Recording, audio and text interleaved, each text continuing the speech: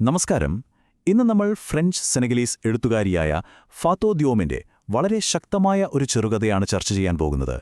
ഒറ്റനോട്ടത്തിൽ സിമ്പിളാണെന്ന് തോന്നുമെങ്കിലും കുടിയേറ്റം, വംശീയത, പിന്നെ നമ്മുടെയൊക്കെ വ്യക്തിത്വം തുടങ്ങിയ വളരെ വലിയ വിഷയങ്ങൾ കൈകാര്യം ചെയ്യുന്ന ഒന്നാണിത്.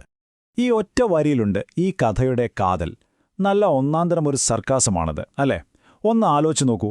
ഒരു മനുഷ്യനേക്കാൾ എളുപ്പത്തിൽ ഒരു പൂച്ചയ്ക്ക് ഒഫീഷ്യൽ പേപ്പേഴ്സ് കിട്ടുന്നു.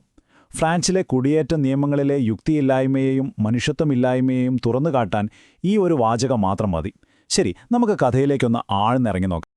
ഈ കഥയിലെ വില്ലൻ എന്ന് പറയുന്നത് ഒരു വ്യക്തിയല്ല, അതൊരു സിസ്റ്റമാണ്.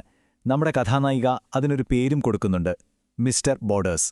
ഇതൊരു ആളല്ല, മറിച്ച് കുടിയേറ്റക്കാരെ മനഃപൂർവ്വം ബുദ്ധിമുട്ടിക്കാൻ വേണ്ടി ഉണ്ടാക്കിയ ഒരു ദയയുമില്ലാത്ത ഒരു ബ്യൂറോക്രാറ്റിക് സിസ്റ്റത്തിന്റെ പ്രതീകമാണ്. അപ്പോ എന്താണ് ഈ പ്രിഫറൻസ് നാഷണൽ അല്ലെങ്കിൽ ദേശീയ മുൻഗണന? പേര് സൂചിപ്പിക്കുന്നത് പോലെ തന്നെ ഫ്രഞ്ച് പൗരന്മാർക്ക് എല്ലാറ്റിലും ഒരു ഫസ്റ്റ് പ്രിഫറൻസ് കൊടുക്കുന്ന ഒരു പോളിസി. ഇതിന്റെ പ്രശ്നമെന്താണെന്ന് വെച്ചാൽ ഒന്ന് ആലോചിച്ച് നോക്കിക്കേ. നല്ല കഴിവുള്ള, യോഗ്യതയുള്ള ഒരു കുടിയേറ്റക്കാരന്റെ അപേക്ഷ തള്ളിക്കളഞ്ഞിട്ട് അത്ര യോഗ്യതയില്ലാത്ത ഒരു ഫ്രഞ്ച് പൗരന് ആ ജോലി കിട്ടും. അപ്പോൾ ഇത് വെറുമൊരു അവസരം നിഷേധിക്കലല്ല, നിയമം ഉപയോഗിച്ച് വിവേചനം കാണിക്കുകയാണ്. ഈ സിസ്റ്റത്തിന്റെ ഏറ്റവും ക്രൂരമായൊരു മുഖമെന്താണെന്നറിയോ?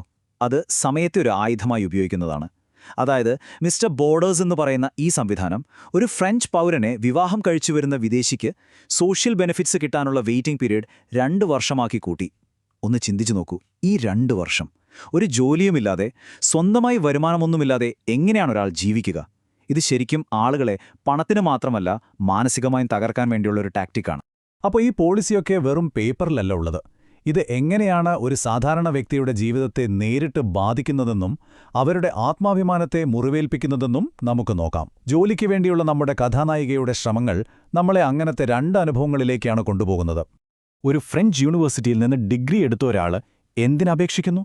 ഒരു ബേക്കറിയിലെ സെയിൽസ് ഗേൾ ജോലിക്ക്. ഒന്നാലോചിച്ച് നോക്കൂ അവസ്ഥ. ജീവിക്കാൻ വേണ്ടി മാത്രം തന്റെ വിദ്യാഭ്യാസ യോഗ്യതയ്ക്ക് എത്രയോ താഴെയുള്ള ഒരു ജോലിക്ക് അപേക്ഷിക്കേണ്ടി വരികയാണ്. അവരുടെ ക്വാളിഫിക്കേഷനും അവർക്ക് ചെയ്യേണ്ടി വരുന്ന ജോലിയും തമ്മിലുള്ള ഈ വലിയ ഗ്യാപ്പ്, അത് തന്നെ കാണിക്കുന്നുണ്ട് അവരെത്ര വലിയൊരു പ്രതിസന്ധിയിലൂടെയാണ് കടന്നുപോകുന്നതെന്ന്. അങ്ങനെ ആ ബേക്കറിയിലെത്തിയപ്പോൾ അവരെ കാത്തിരുന്നത് ഒരു ഇന്റർവ്യൂ അല്ല, മറിച്ച് മുൻവിധികളുടെ ഒരു കോട്ടയായിരുന്നു. അയാൾ ഫ്രഞ്ച് പതാകയുടെ നിറമുള്ള തൊപ്പി വെച്ചിട്ടുണ്ട്. പിന്നെ പറയുകയാണ് ചോക്ലേറ്റ് നിറം നേരിൽ കാണുന്നത് ഇഷ്ടമല്ലെന്ന്. അവർക്കറിയാത്തൊരു നാടൻ ഭാഷ സംസാരിക്കാൻ ആവശ്യപ്പെടുകയാണ്. അവർക്ക് സംസാരിക്കാനൊരു അവസരം പോലും കൊടുക്കുന്നില്ല. അയാളുടെ ഓരോ ചലനവും പറയുന്നുണ്ടായിരുന്നു, നിനക്കിവിടെ സ്ഥാനമില്ല എന്ന്. ഈ ഒറ്റ ചോദ്യം, അത് മതി ആ അപമാനത്തിന്റെ ആഴം മനസ്സിലാക്കാൻ. ഇത് അവരുടെ കഴിവിനെക്കുറിച്ചുള്ള ഒരു ചോദ്യമല്ല, എന്തിന് നിങ്ങളിവിടെ വന്നു എന്ന് തന്നെയാണ് അയാൾ ചോദിക്കുന്നത്. ഇത് ശരിക്കും നിങ്ങളൊരു പുറത്തുനിന്നുള്ള ആളാണ് എന്ന് മുഖത്ത് നോക്കി പറയുന്നതിന് തുല്യമാണ്. പുറമെ അവർ ഒന്നും മിണ്ടാതെ ശാന്തയായി നിൽക്കുകയാണ്, പക്ഷെ അവരുടെ ഉള്ളിൽ ചരിത്രപരമായ അനീതിയുടെ ഓർമ്മകൾ തിളച്ചുമറിയുകയായിരുന്നു. അവർ ഓർക്കുകയാണ്, സ്വന്തം നാടിന്റെ വിഭവങ്ങളെല്ലാം കൊള്ളയടിച്ച് തങ്ങളുടെ മുൻതലമുറക്കാരെ അവരുടെ യുദ്ധങ്ങളിൽ വെടിയുണ്ടകളായി ഉപയോഗിച്ച ഒരു രാജ്യത്ത് നിന്നുകൊണ്ടാണ് ഈ ചോദ്യം കേൾക്കേണ്ടി വരുന്നത് എന്നുള്ള ആ കൈപ്പേറിയ സത്യം. അപ്പോൾ രണ്ടാമത്തെ ശ്രമം, ഇത് കുറച്ചുകൂടി പ്രതീക്ഷ നൽകുന്ന ഒന്നായിരുന്നു. അവരുടെ ഡിഗ്രിക്ക് പറ്റിയൊരു ജോലി തന്നെ, ഒരു ഫ്രഞ്ച് ട്യൂട്ടർ. പക്ഷേ അവിടെ അവരെ കാത്തിരുന്നത് കുറച്ചുകൂടി സൈലന്റ് ആയിട്ടുള്ള, അതുകൊണ്ട് തന്നെ കൂടുതൽ വേദനിപ്പിക്കുന്നൊരു തരം റിജക്ഷനായിരുന്നു. ഇത് പറയുന്നത് ആരാണെന്നോ? സ്വന്തമായി ഒരു ഡിഗ്രി പോലുമില്ലാത്ത ഒരു സൂപ്പർമാർക്കറ്റ് കാഷ്യർ. ആരെക്കുറിച്ചാണ് പറയുന്നത്? ഒരു ഫ്രഞ്ച് യൂണിവേഴ്സിറ്റിയിൽ നിന്ന് ഡിഗ്രി എടുത്ത നമ്മുടെ കഥാനായികയെക്കുറിച്ച്. അവരുടെ തൊലിയുടെ നിറം, അത് മാത്രമാണ് കാരണം. മുൻവിധിയുടെ ഒരു ലോജിക്കുമില്ലാത്ത സ്വഭാവം ഇതിലും നന്നായി എങ്ങനെയാണ് കാണിച്ചു തരിക? പക്ഷേ ഈ അപമാനങ്ങളൊക്കെ കേട്ട് തളർന്നുപോകുന്ന ഒരാളല്ല നമ്മുടെ കഥാനായിക. അവർ മിണ്ടാതെ തിരിച്ചു പോകുന്നില്ല. പകരം അവരുടെ കയ്യിലുള്ള ഏറ്റവും മൂർച്ചയേറിയ ആയുധങ്ങൾ അവർ പുറത്തെടുക്കുന്നു. എന്താണെന്നല്ലേ? അവരുടെ ബുദ്ധിയും ആത്മാഭിമാനവും. കണ്ടോ, അതൊരു ഒന്നൊന്നര മറുപടിയായിരുന്നു. ആ കാഷ്യറുടെ അറിവില്ലായ്മയെയും മുൻവിധിയെയും നേർക്കുനേർ വെല്ലുവിളിക്കുകയാണ്. നിങ്ങളുടെ ഈ വംശീയ ചിന്തകൾ നിങ്ങളുടെ തന്നെ ബുദ്ധിക്കുറവിന്റെ തെളിവാണ് എന്ന് പറയാതെ പറയുകയായിരുന്നു അവർ. അപ്പോൾ ആ കാഷ്യർ അടുത്ത ലെവലിലേക്ക് പോയി, നിന്റെ കാട്ടിലേക്ക് തിരിച്ചുപോകൂ എന്ന് അലറി. നമ്മുടെ കഥാനായികയുടെ മറുപടി എന്തായിരുന്നു എന്നറിയാമോ? വളരെ ശാന്തമായി അവർ പറഞ്ഞു, അവിടുത്തെ ശുദ്ധവായു ശ്വസിക്കുന്നത് ഫേസ് ലിഫ്റ്റിന്റെ പൈസ ലാഭിക്കാൻ സഹായിക്കുമെന്ന്. എന്തൊരു ക്ലാസ് റെസ്പോൺസാണത്! ദേഷ്യത്തിന് പകരം ബുദ്ധിയും സംയമനവും കൊണ്ട് അവർ ആ സാഹചര്യത്തെ നേരിട്ടു. ശരിക്കും ബ്രില്യൻ. അപ്പോ ഇതാണ് നമ്മുടെ കഥാനായികയുടെ ആയുധങ്ങൾ.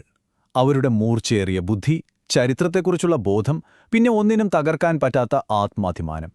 ഇവിടെ ഏറ്റവും പ്രധാനപ്പെട്ട കാര്യം എന്താണെന്ന് വെച്ചാൽ അവർ ഒരിക്കലും മറ്റുള്ളവരുടെ മുൻവിധികൾക്ക് മുന്നിൽ തലകുനിക്കുന്നില്ല. അതിനെയൊക്കെ നേരിടാൻ അവരൊരു കവചം പോലെ ഉപയോഗിക്കുന്നത് തന്റെ ബുദ്ധിയും അന്തസ്സുമാണ്. ശരി, ഇനി നമുക്കിതിൻ്റെ ഒരു ബിഗർ പിക്ചറിലേക്ക് പോകാം. ഈ കഥയിൽ നമ്മൾ കണ്ട വ്യക്തിപരമായ അനുഭവങ്ങളെ എഴുത്തുകാരി എങ്ങനെയാണ് വംശീയത എന്ന വലിയൊരു സാമൂഹിക പ്രശ്നവുമായി ബന്ധിപ്പിക്കുന്നത് എന്ന് നോക്കാം. സിസ്റ്റമിക് റേസിസം, അതായത് വ്യവസ്ഥാപിതമായ വംശീയത, എങ്ങനെയാണ് ഉണ്ടാകുന്നതെന്ന് കാണിക്കാൻ ദിയോം ഉപയോഗിക്കുന്ന ഒരു പവർഫുൾ മെറ്റഫറാണിത്. ചെറിയ ചെറിയ ചിതലുകൾ ഒരുമിച്ച് ചേരുമ്പോഴാണ് ഒരു വലിയ മഹാഗണിമരം വീഴുന്നത്, അല്ലേ? അതുപോലെ തന്നെയാണ് ഓരോ വ്യക്തികളുടെയും ചെറിയ ചെറിയ മുൻവിധികൾ ഒരുമിച്ച് ചേരുമ്പോഴാണ് സമൂഹത്തിൽ വലിയൊരു വിപത്തുണ്ടാകുന്നത്. ഇതാണ് ഈ കഥയുടെ ഏറ്റവും പ്രധാനപ്പെട്ട പോയിന്റ്. ഗവൺമെന്റ് ഒരു നിയമമുണ്ടാക്കുന്നു, പക്ഷെ ആരാണ് അത് ശരിക്കും നടപ്പിലാക്കുന്നത്? ആ ബേക്കറി ഉടമയെയും സൂപ്പർമാർക്കറ്റ് കാഷ്യറെയും പോലുള്ള സാധാരണക്കാർ.